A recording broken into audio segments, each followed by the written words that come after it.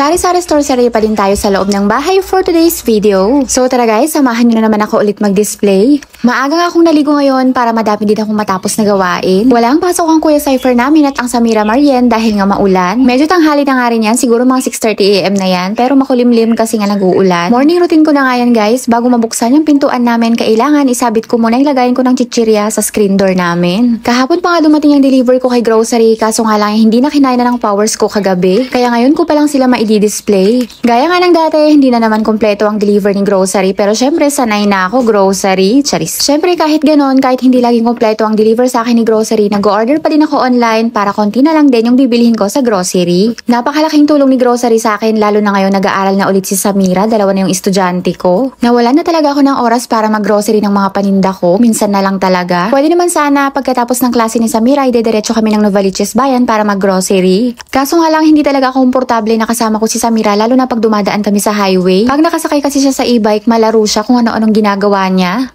Okay lang kung sa likod ko siya, tapos may maghahawa. Pero kung mag-isa na lang sa likod ko ay wala pa talaga akong tiwala sa kanya. Pag sa harapan ko naman siya nilalagay ay naku-curious talaga siya sa mga pindutan ng e-bike. Hindi ko nga makakalimutan yung experience naming dalawa. Nung nakaraan pa yon, medyo matagal-tagal na, siguro ilang buwan na rin yung nakalipas. Nung time na yon, may importante akong bibilhin sa bayan ng Novaliches. Kaso nga lang kailangan ko siyang isama kasi walang maiiwan sa kanya para magbantay. Pahapon na nga nun at medyo traffic na. Na-stuck nga kami nun sa gitna ng highway at parang medyo nainip siya kaya pinindot niya ba naman yung reverse. Saktong pindot niya ng reverse na paatras, saktong birit ko din ng manibela. Diyos mio, buti na lang talaga nakapagpreno agad, kundi nabangga namin yung nasa likuran namin. Pero lagi ko naman sinasabi sa kanya na wala siyang pipindutin habang nagdadrive ako dahil dati madalas ko talaga siyang isama. Na-curious lang talaga siya siguro kung anong mangyayari pag pinindot niya nga. Diyos mio, Marimar. Mula noon, hindi ko na siya sinasama sa bayan ng Novaliches. Or kung medyo malayo yung pupuntahan ko, di bali na lang kung may maghahawak sa kanya sa likod, okay lang sa akin. Pero pagpasok sa school niya ay naka-e-bike pa din kami dahil nga napapagod siya pag naglalakad.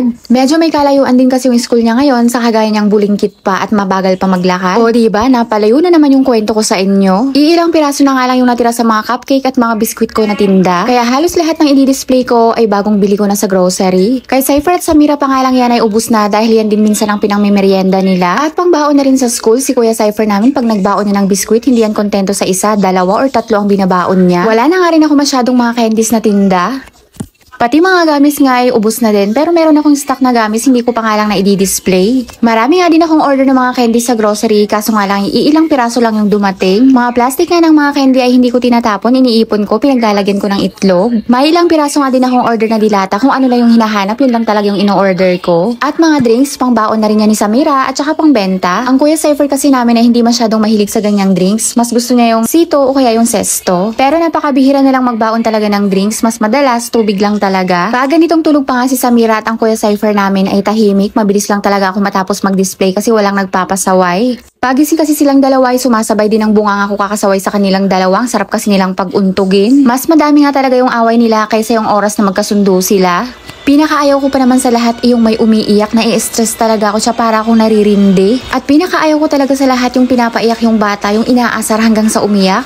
O diba, wala pang alas 7 ng umaga pero may buena mano na ako ng alak. O diba, napaka-OA ng kumari nyo kung tumawa. Tuwang-tuwa yarn. May bumili kasi ulit ng alak at sabi niya wag ko nga daw siya isali sa vlog ko at baka sumikat daw siya. Hindi naman talaga ako basta-basta nagsasali ng mga tao or customer ko dito sa aming munting sari-sari store sa video. Pag nagkataong nagsushoot ako ng mini vlog ko ay kinakat ko na lang or minsan inaalis ko pa nga yung camera para hindi sila mailang na bumili. Hindi naman kasi lahat ng tao ay gustong nakikita yung mukha or sarili dun sa video. Kaya ako nag-iingat talaga ako sa mga ina-upload ko. O diba, konting pag-display ng paninda na may kasamang daldalan. Diyos mio, Marimar. Mali pala, ako lang pala yung dumadaldal. Yang mga karton nga na pinaglagyan ng grocery ay tinatabi ko kasi ginagawa kong basurahan. Walis-walis at ligpitin ang kalat. Guys, comment lang kayo kung may gusto kayong tanungin sa akin or may request kayo na gusto yung i-mini vlog ko ha. Sinipag ako mag-voice over guys at napahaba itong video ko.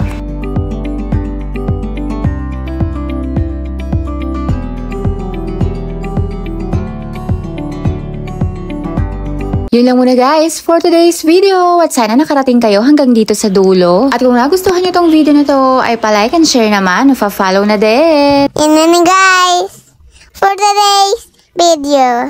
At yan, Matt. Bye-bye!